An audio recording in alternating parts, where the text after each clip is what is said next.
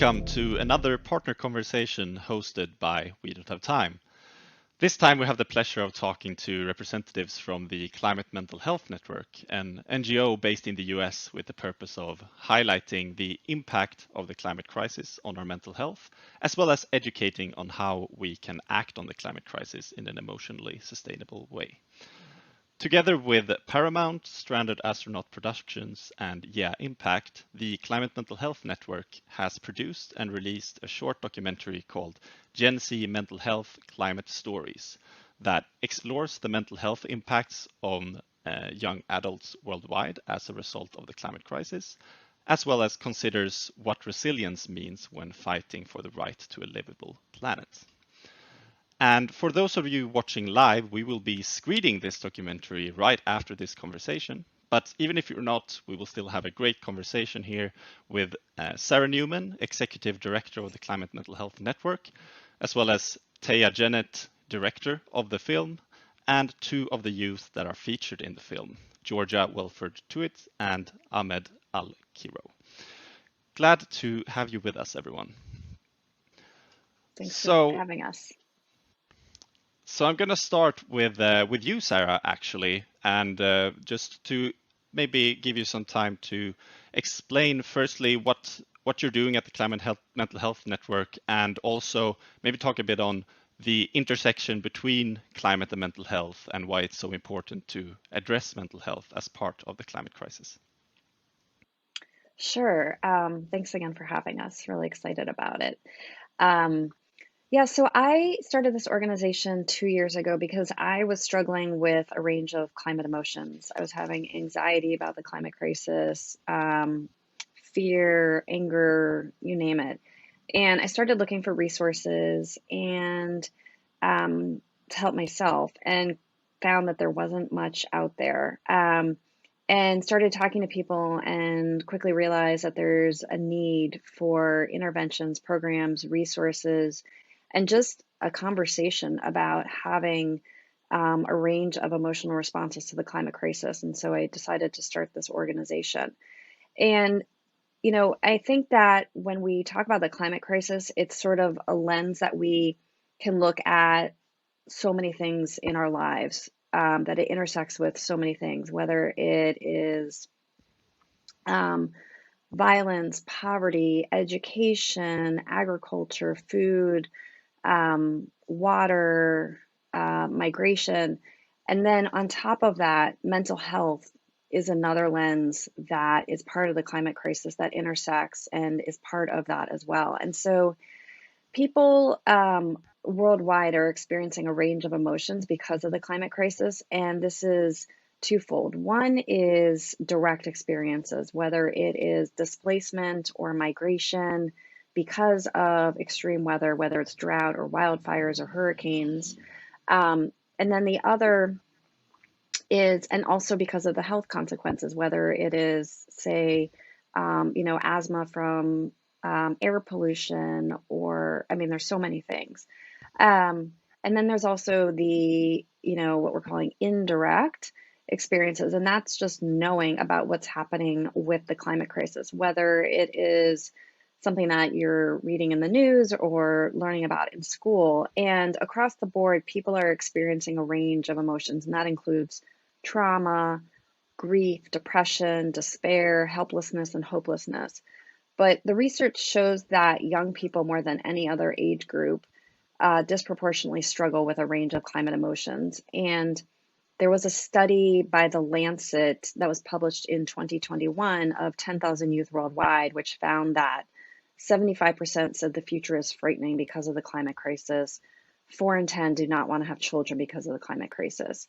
So the work of the Climate Mental Health Network is very youth focused because of all of this alarming data, but it's not just for youth specifically. And we take a very intergenerational approach because we know that, one, everyone is affected by this, but two, engaging with young people needs to be from an intergenerational approach. So we have programming and resources, for example, for parents, for educators, and so forth.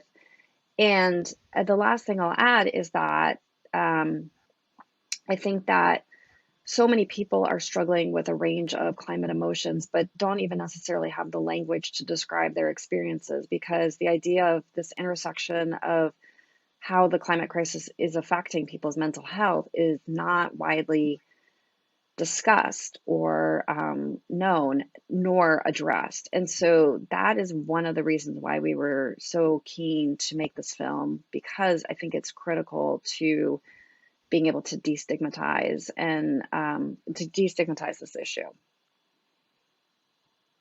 And I mean, it's as I guess I'm not quite Gen Z, but I'm almost there. I guess I kind of consider myself a youth. I've definitely felt a lot of what you were talking about the kind of uncertainty about the future and how that really affects you emotionally. So I think it's really important what you do.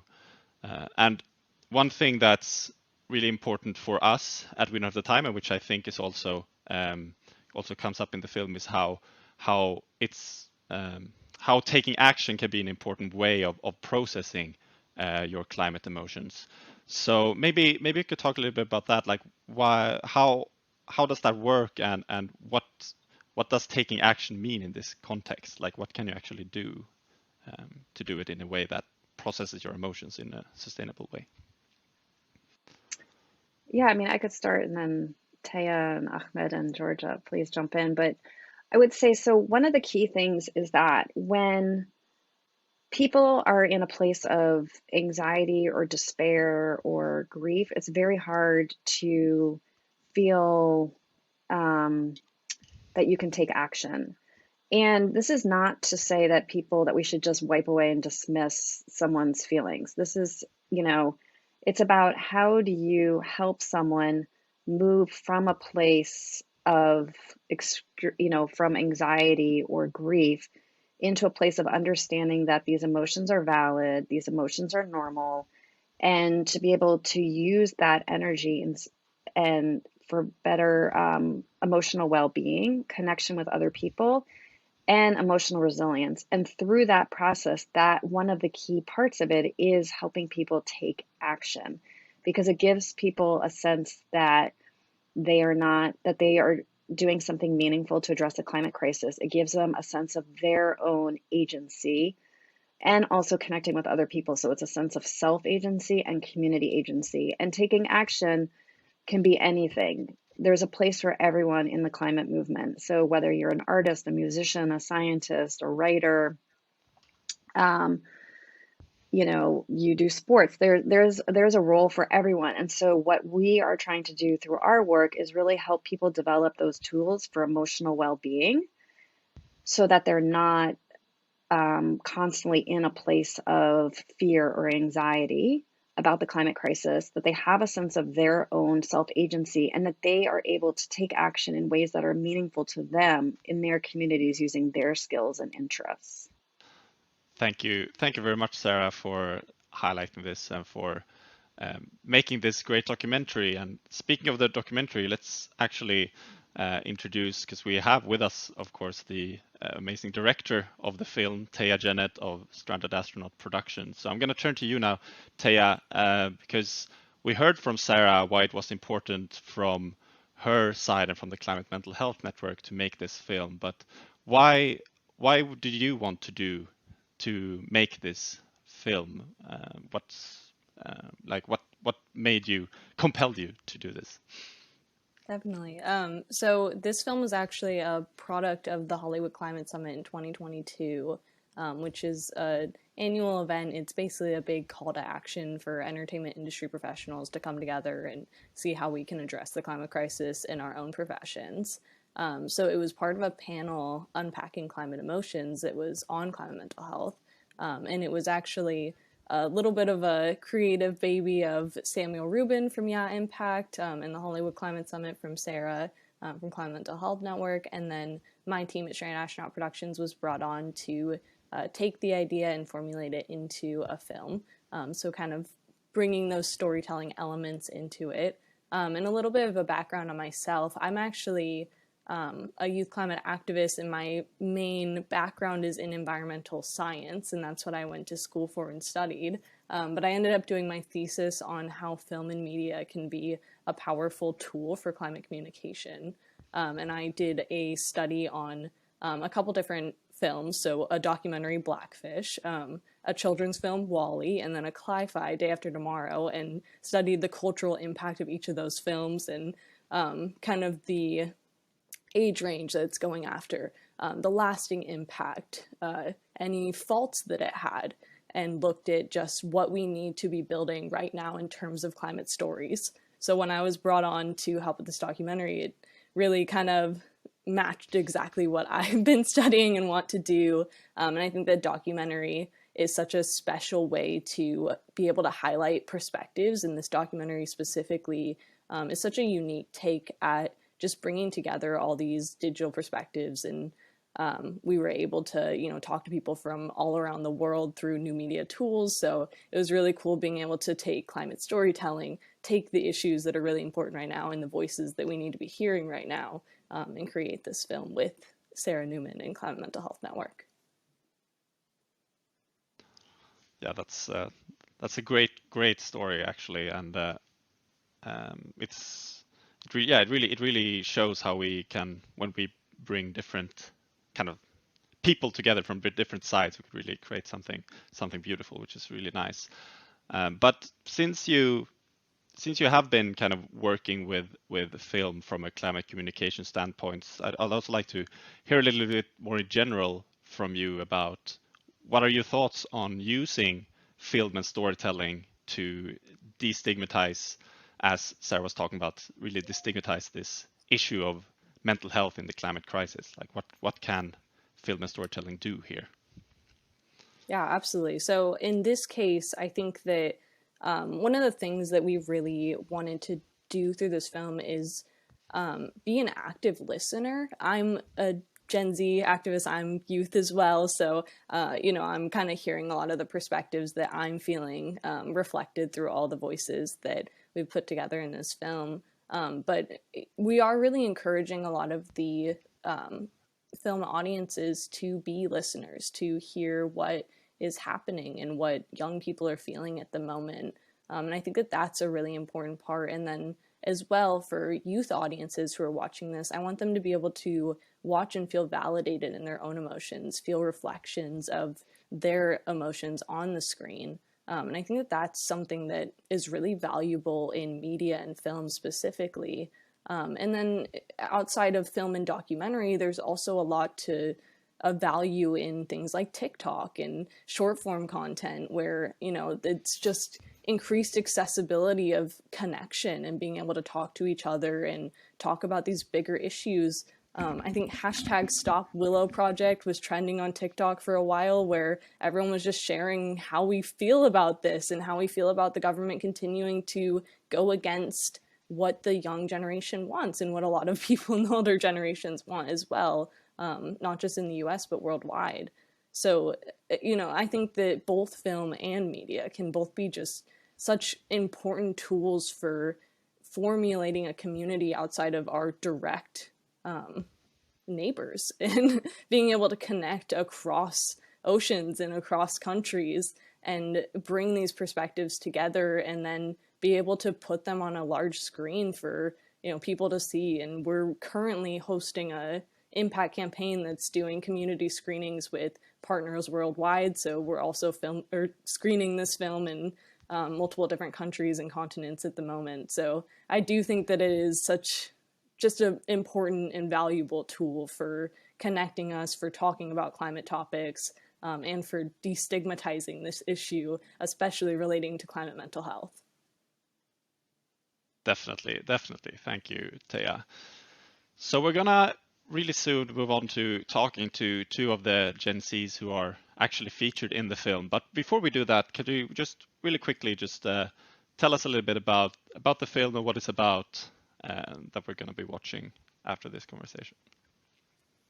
So the film is Gen Z Mental Health Climate Stories. It's a short documentary on the mental health impacts of the climate crisis on young adults worldwide. We talked to young adults who were mostly Gen Z advisors of the Climate Mental Health Network, but also related to their own organizations and their own actions that they're doing currently with the climate crisis, and how they're engaged in it. And we really wanted to be careful not to slip into too much of climate doomism through this, even though we are asking and going to deeper places in terms of climate emotions and climate fears. So we have a little bit of a shift from what are your biggest fears, what are you worried about in terms of the climate crisis, towards what ways do you find emotional resilience in your own life. And something really amazing that I noticed is so many of these people that we interviewed are such active participants in their communities, in climate justice organizations, in just amazing sustainability worldwide. So you'll see in the film, but all of these people are so amazing, and I really encourage everyone to go look them up as well. Every Gen Z participant in this film is doing great things currently. Fantastic, fantastic. So that's a perfect segue to move on to our next two participants in this discussion, who are Ahmed and Georgia, who are both actually Gen Zers who are featured in the film. So I'm gonna ask you both a few questions, and I think we want answers from both of you. So my first question is about being a Gen Zer in this current world of climate crisis and all of the other crises that are happening. Could you tell us a little bit about how that has affected you emotionally, and maybe how that's affected your choices in life? Let's start with you, Ahmed. Go first. All right. So, hi, my name is Ahmad. I'm part of Gen Foundation.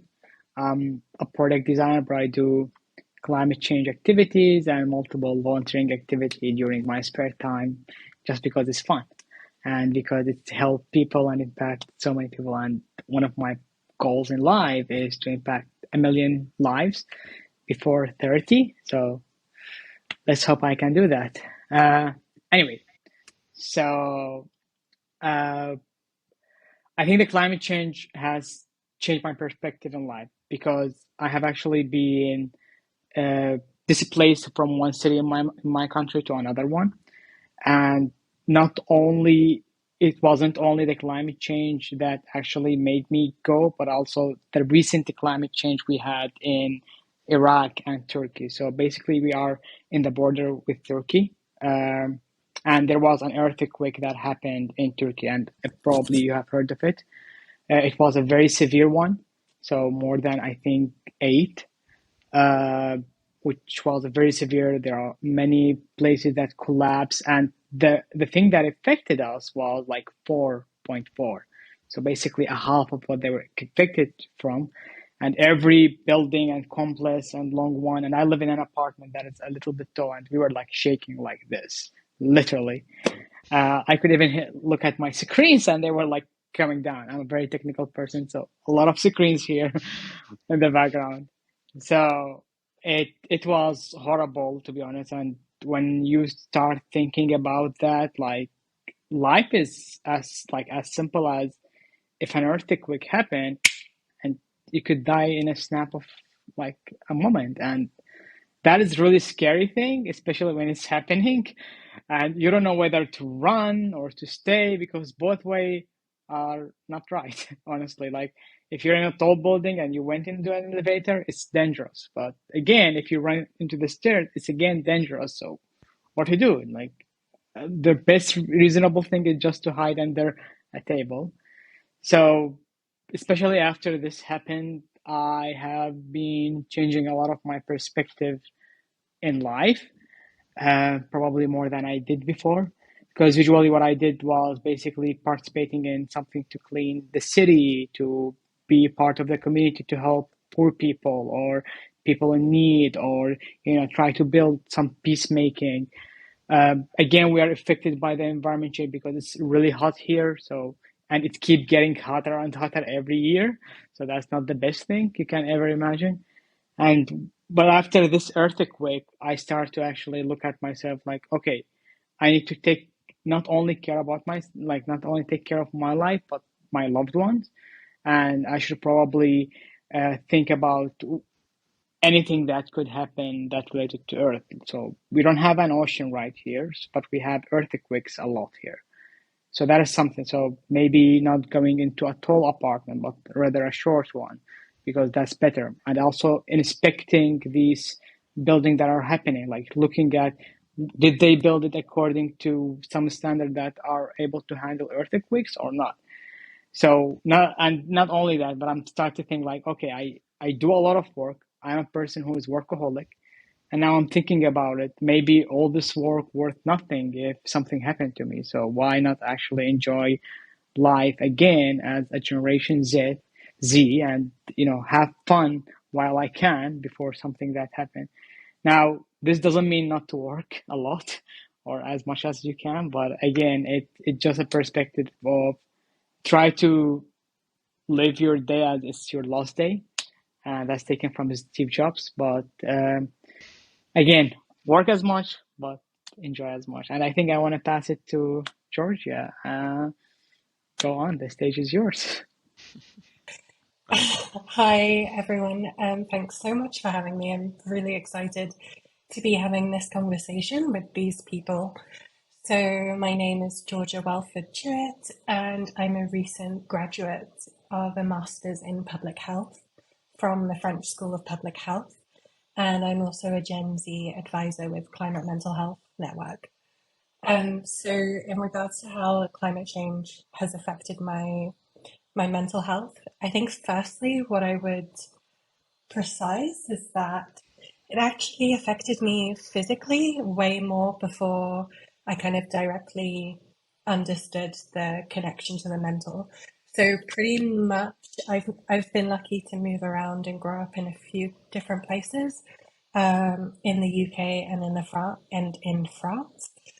But everywhere I've kind of been living has been extremely densely populated with a lot of industrial pollution. So I grew up in a town that was host to one of the biggest industrial estates in Europe. And then even when I moved to London for university, University College London is right by one of the most polluted roads in the United Kingdom. So as someone who kind of grew up with things like asthma, eczema, all kind of chronic issues that can be helped or exacerbated by the environment, this was kind of my first thoughts. But I have to admit that I'm really not one of those advocates who comes from a super activist family who was making their own cheese and hemp and sewing our clothes back together. Unfortunately, or fortunately, my childhood wasn't like that at all. And climate change and mental health, actually, even as separate topics, were not really discussed in my family growing up. And this lack also followed through in my education, which makes no sense whatsoever, because first I was studying anthropology, which is the study of humans and everything that happens to them. And climate change is a pretty big thing. And then in 2020, I moved to Paris to start studying public health. And this was in the wake of the terrible Australian bushfire season. I don't know if anyone remembers that. I think COVID has kind of really pushed it out of our memories for those of us who are not nearby. So that was devastating mentally, really stressed me out. And then I moved countries during the pandemic, and it was a really lonely time. And a lot of our schooling was online, and we were talking about epidemiology, infectious diseases. We were reading different theories about how COVID came about. And that's when I started educating myself on the relationship between climate change and the spread of disease, or the kind of indirect and direct impacts climate change has on physical and mental health. So some of my classmates and I basically felt that this wasn't being sufficiently covered in our curriculum. And a way that we kind of managed that was by organizing an event called Paris Who. So in 2021, we had a 2-day event for any student across the world who was studying or had an interest in public health related topics. And we all got together and basically workshopped policy solutions for the impact that climate change is having on mental health. And from there, I've pretty much just been obsessed with the topic. Almost 2 years later, much less anxious. Now I feel a lot of optimism. Sort of the more I engage with, conversations like this, expanding my network of people who care about these issues and who are actively taking control instead of ignoring them, the better my kind of eco-anxiety is going. Not to say that activism burnout isn't real, but my personal experience has been that the more I've educated myself and engaged with the topic on a very practical level, that's actually helped me deal a lot better with those feelings. Thank you both so much for sharing that. I'm sure there are a lot of people watching this who can really relate to what you're saying in different ways. So it's really important and nice that you are sharing this with us. So you were part of this documentary that we're going to be watching very soon. So maybe did that change anything in how you view your climate engagement or how you feel about the climate crisis, or what was that experience like for you? I'll start with you, Ahmed. So yeah,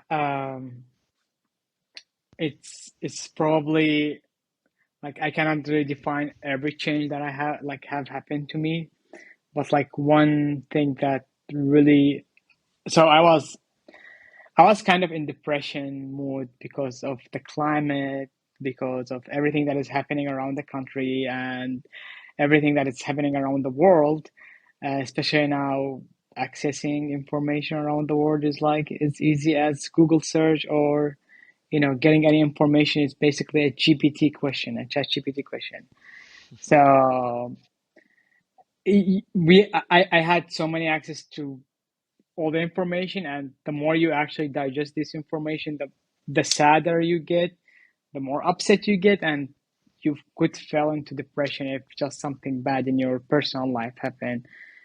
Just make you fell into a whole depression. And I was there, even like when I was actually being part of the film, I was just getting out of it. So thankfully, after I got out of it, I was like really bad, like this probably, and that's part of the depression, the mental health. And I thought to myself like, what can I change? What can I change? What can I change? And then in last November, I decided like I need to take care of myself. So I actually stopped working for 2 months or 1 month and a half. I just took a whole vacation. And that vacation, I didn't actually go somewhere, but I actually started taking care of myself. So I think one of the things that helped me a lot is sharing my feeling with people I know and I know they care. Hitting the gym every single day, 6 days a week, meditating for 20 minutes at least. And something that I used to do every night before I sleep is okay, thinking about what I have done during the day and actually forgive myself if I had done something wrong. Now, again, in the other side, if I had did something good, I would appreciate myself. So again, we do get affected by a lot of mental issues and a lot of mental health problem. But again, we keep focusing on the negative side, but we never actually look at the bright side, what we have done. Um, and yeah, after 2022, I actually start in, I'm kind of in a tech industry, so we kind of in tech people actually start very young. So we start actually investing some of our things into, you know, companies that help, companies that give charities, a project that is actually providing some charities around the world. And I think that does make me happier than getting something, for myself. So I know that I'm helping someone else around the world, and I wish that someone could help. And I think, well, again, that goes back to my childhood because I think everything in our life is actually somehow affected by our past and childhood. So maybe I was having that feeling of not having enough, and I wish someone else would have enough, not to feel the same trauma or the same bad feeling that I did. So that's part of what makes me happy. And as surprising as it can get, or not that surprising, sometimes we just figure out stuff about ourselves after 26, 27 years old. I don't know. And that's I'm like this past 2 years have been more of discovering myself more than actually you know knowing what I actually needed or wanted. So I think, yeah, I did have a mental health issue from climate, but I think it was good that I had it rather than not having it at all. And then, it's somewhere in my brain, but I never discover it, and it's really that will really affect me way more in the future. So actually dealing with your feeling and discovering it, talking about it, being aware of it is totally better than actually keeping it until you're mid 40, mid 50, and then you discover it. And that will not only affect you, but it probably affect many more people in your life, because the older you get, the more people you have involved in your life. Yep, and I hope that could be relatable and you get use of what I said. And Georgia, again, the floor is yours. Next time, women are first. Ladies first. Adam, would you mind repeating the question, please? Yeah, sorry, I just wanted to hear if participating in the film made you see your climate engagement or your emotions for it any differently. If you have any stories about Sure. that. Yeah. So similar to Ahmed, actually, I've kind of spent the time since I graduated in June last year on a wellness break, which is like a very privileged thing to be able to do, and that's kind of given me the space to really focus on my emotional well-being and how I take care of my mental health. So the film kind of came at an excellent time for that. Although I still do kind of feel a little bit like crying when I watch it even now, but it ends on an optimistic note at least. So yeah, so I'm in a really lucky position where I've basically spent the last 12 months really selfishly focusing on myself and what my ethics are, and um, how the changes I want to make in my life to kind of adjust for this passion that I found for the relationship between climate change and mental health. Um, so I'm not sure how relatable my experience will be. Um, Participating in the film was interesting because I think there's such a long list of really engaged and intelligent and experienced young people who have participated, which is great. But the flip side of that could also be like imposter syndrome for me, or kind of feeling a bit like, a bonus last minute add on. Like I'll be honest, I say I really don't think I've done as much work as these other activists have. But I don't take that in a negative way. It's actually really inspiring. So instead of backing away and thinking, oh, well, I didn't study environmental science, or, I know nothing about mangroves, I've never left, North America, Europe, thinking that there's no place for me, I've kind of realized that the most sustainable way for me to act is to, like Sarah was saying in the beginning, to kind of work with what I already know, the skills I already have, and just kind of shift the focus to this issue. So I think the main way that's combating my eco feelings and anything like along the lines of activist burnout or imposter syndrome is really by having majorly lowered my expectations for personal impact on the planet. I think the kind of depression that COVID-19 brought along with it plays a big role in these feelings.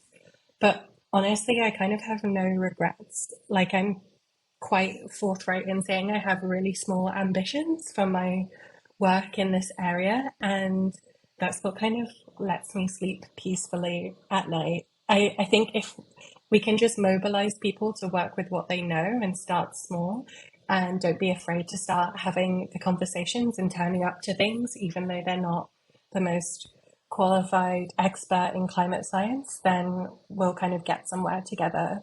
And the more you participate, the more people you meet, the more you learn, and it just skyrockets from there. So yeah, being included in the film and getting to attend events like these has been really great for me. And yeah, it definitely feels like a balm to my negative climate feelings.